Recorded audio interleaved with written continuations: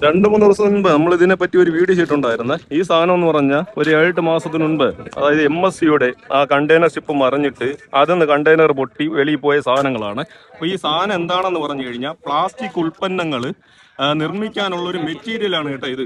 അപ്പോൾ ഇതിനെപ്പറ്റി നമ്മളൊരു വീഡിയോ ചെയ്തിട്ടുണ്ടായിരുന്നു. അതിനുശേഷം ഇപ്പൊ ഏകദേശം 2-3 ദിവസം കഴിഞ്ഞിട്ട് ഇതാ ഈ കാണുന്ന ആൾക്കാർ ഒരു വണ്ടിയിൽ കൊണ്ടുവന്ന് ഈ സാധനം കയറ്റിക്കൊണ്ട് പോവുകയാണ് കേട്ടോ.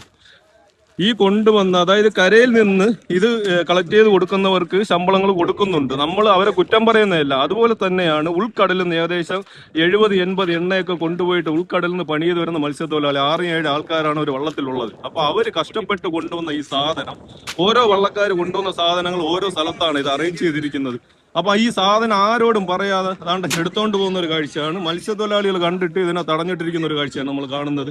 അപ്പൊ അവര് പറയുന്ന അവരുടെ ഒരു അഭിപ്രായം എന്ന് പറഞ്ഞു കഴിഞ്ഞാൽ, ഇത് കൊണ്ടുവന്ന ഏത് വള്ളക്കാരാണോ അവർക്ക് തക്കതായ പ്രതിഫലം കൊടുത്തിട്ട് നിങ്ങൾ കൊണ്ടുപോവുക.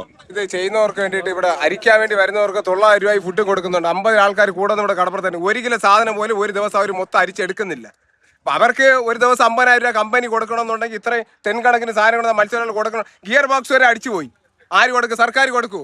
ഇത് പോയിട്ട് എത്ര ഗിയർ ബോക്സ് അടിച്ചു പോയെന്ന് അറിയാമോ? വേണമെങ്കിൽ അതിന്റെ തെളിവ് സഹിതം ഇവര് കൊണ്ടുവരുന്നു. ആ വലിവനുസരിച്ച് എത്ര 2 മണിക്കൂർ എത്തേണ്ടത് 8 മണിക്കൂർ ഓടിയിട്ടാണ് അവരെത്തുന്നത്. അതിന്റെ എണ്ണക്കാര്യം ആര് കൊടുക്കും? നമ്മൾ വലിവെന്ന് പറയുന്നത് അവർ ഒഴുക്കെന്ന് പറയുന്നത്. അപ്പൊ ഇവർക്ക് ഇത്രയും നാശനഷ്ടങ്ങൾ വരുമ്പോൾ അതിന്റെ കാര്യങ്ങൾ ചർച്ച ചെയ്തിട്ട് മത്സ്യത്തൊഴിലാളികളായിട്ട് വിളിച്ചിട്ട് വേണ്ടപ്പെട്ട ഉദ്യോഗസ്ഥന്മാർ വന്നിട്ട് ചർച്ച ചെയ്യും. ഇവർ പിന്നെ വന്നിട്ട് ഓർഡർ ഉണ്ടെന്ന് പറയുന്നത് എടുക്കുന്ന പോകുന്നത് കാര്യം തോന്നുന്നു. മത്സ്യത്തൊഴിലാളികളായിട്ട് ആലോചിക്കട്ടെ. അവിടുത്തെ കാര്യങ്ങൾ അവരെ ബുദ്ധിമുട്ട് അവർ പറയുമല്ലോ. ഞങ്ങളെ കൊണ്ട് ഞങ്ങൾക്ക് പ്രാദേശികമായിട്ട് ഒരുപാട് ബുദ്ധിമുട്ടുണ്ടെന്ന് പറഞ്ഞുകൊണ്ട് അവർ പറയുന്നത് ജില്ലാ കളക്ടർ ഓർഡർ ഇട്ട് കളക്ടർ വന്ന് ഞങ്ങൾ എടുത്തോണ്ട് പോകുന്നു. അപ്പൊ ഇത് കൊണ്ടുവരുന്ന സമയത്ത് കാറ്റടിച്ച് വള്ളം കമന്ന ആളുകൾ മരിച്ചു. ആ സമയത്ത് സർക്കാർ എന്തിനാണ് ഞങ്ങൾ പറഞ്ഞ നിങ്ങളെ കൊണ്ടുവരാൻ? അവന്റെ ജീവൻ പോയില്ലേ? ഇവിടെ അങ്ങനെയാണ് സംഭവിക്കുന്നത്. കാറ്റടിച്ച് കഴിഞ്ഞാൽ ലോഡും കാറ്റ് വരുമ്പോൾ വള്ളം കമരും. അവന് ഉത്തരവാദിത്വം ആര് ചെയ്യും? ഈ പറയണ നമ്മൾ ആരെങ്കിലും ചെയ്യുമോ? നമ്മൾ ചെയ്തിട്ടുള്ള കൊണ്ടുപോയിട്ട് എണ്ണ, പെട്രോള്, ഓയില് ഇതെല്ലാം കൊണ്ടുപോയിട്ടുണ്ട്. ഇതിന്റെ ചിലവ് നമ്മളവിടെ പണി പിടിച്ചില്ല. ഈ സാധനം കിട്ടിയത് കൊണ്ട് ഗവൺമെന്റിന് കൊടുക്കാൻ വേണ്ടി നമ്മൾ കൊണ്ടുപോയി. നമ്മളുള്ള അതിനുള്ള ആനുകൂല്യം നമ്മൾ കിട്ടി കഴിഞ്ഞാൽ സന്തോഷമായിട്ട് കൊണ്ടുപോയി. ഇവര് മീൻ പിടിക്കാൻ പോയിട്ട് ഈ മീന് പിടിക്കാതെ ഈ സാധനം മാത്രം ക്യാച്ച് ചെയ്തുകൊണ്ട് തിരികെ വന്നു. അപ്പോ അവര് പണിയും ചെയ്തിട്ടില്ല, മീന് പിടിച്ചിട്ടില്ല. ഇവര് പോയ ആ അത്രയും ഈ ക്യാഷ് നഷ്ടമാണ് അവർക്ക്. അപ്പൊ അതിനുള്ള ഒരു പ്രതിഫലം ഗവൺമെന്റിന്റെ ഭാഗത്തുനിന്ന് അവർക്ക് കൊടുത്തുകൊണ്ട് ഈ സാധനം എന്താന്ന് വെച്ചാൽ ഹാൻഡ് ഓവർ ചെയ്യുക. അല്ല, നമുക്കത് അറിയില്ലല്ലോ. നമ്മുടെ അടുത്ത് ഇവിടെ വന്ന് നമുക്ക് കിട്ടിയ ഓർഡറിന് പ്രകാരം കോസ്റ്റൽ പോലീസിനെ ഒന്ന് അറിയിക്കാൻ പറഞ്ഞു.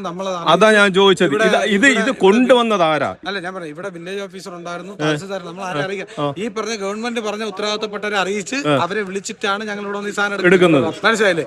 ഞാൻ ചോദിക്കുന്നത്, ഈ കാണുന്ന മത്സ്യത്തൊഴിലാളി 70-80 കിലോമീറ്റർ ഉള്ളിൽ പോയിട്ട് കൊണ്ടുവന്ന ഈ സാധനത്തിന് ഒരു പ്രതിഫലം കൊടുക്കാണ്ട് കൊണ്ടുപോകാനായിട്ട് ഇവരാരാണ്?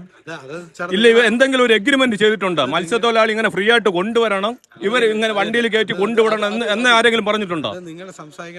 പിന്നെ ഈ സാധനങ്ങളെ ഉൾക്കടലിൽ ഇവരുടെ മിഷ്യൻ വരെ തട്ടി, മഫ്ലറൊക്കെ തട്ടി, ഇഞ്ചിനൊക്കെ പൊട്ടി, ഗിയർ ബോക്സ് ഒക്കെ പൊട്ടിപ്പോയ കാഴ്ചകളുണ്ട്. ഇതിന് നഷ്ടപരിഹാരം ആര് കൊടുക്കും? നഷ്ടപരിഹാരം ആരാണ്? രാത്രി സമയങ്ങളിൽ ഓടിപ്പോകുന്ന വള്ളത്തിലെ ഇഞ്ചിനും സാധനങ്ങൾ അതിന് മഫ്ലറിൽ തട്ടിക്കഴിഞ്ഞാൽ ഗിയർ ബോക്സ് കംപ്ലൈന്റ് ആവും.